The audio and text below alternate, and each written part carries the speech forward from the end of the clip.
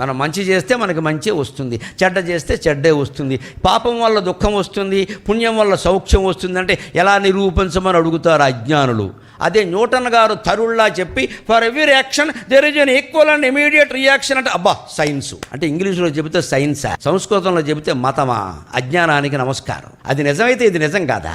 భౌతికంగా నిజమైన ప్రతిదీ ఆధ్యాత్మికంగా కూడా నిజం అవుతుంది. మన అనుభవంలోకి రాకపోవచ్చు, అది వేరే విషయం. బంతి గోడకేసి కొట్టాం, అది వెనక్కి అంతే వేగంతో వస్తుంది అంటే చేసిన వంకర పైన కూడా అంతే వేగంతో వస్తుంది. ఇవాళ కాదు రేపు తగులుతుంది, నీకు తెలియపోవచ్చు. గోబు వాచిపోయాక ఎక్కడిది దెబ్బ అప్పుడు అర్థమవుతుంది ఎవడో మనం కొట్టాం. ఈ జన్మలో కాబట్టి ఇంకో జన్మలో కొట్టాం. మనం చేసిన అత్యున్నతమైన పుణ్యం కానీ లేకపోతే అతి దారుణమైన పాపం కానీ 3 ఏళ్లలో అనుభవిస్తాం ఇక్కడే. కొన్ని ఇంకా పాపాలు ఉంటాయి 3 పక్షాల్లో 45 రోజుల్లో అనుభవిస్తాం. ఇంకా పాపాలు ఉంటాయి 3 రోజుల్లో అనుభవిస్తాం. ఇంకా పాపాలు ఉంటాయి 3 నిమిషాల్లో అనుభవిస్తాం. పాపం తీవ్రతను బట్టి ఉంటుంది.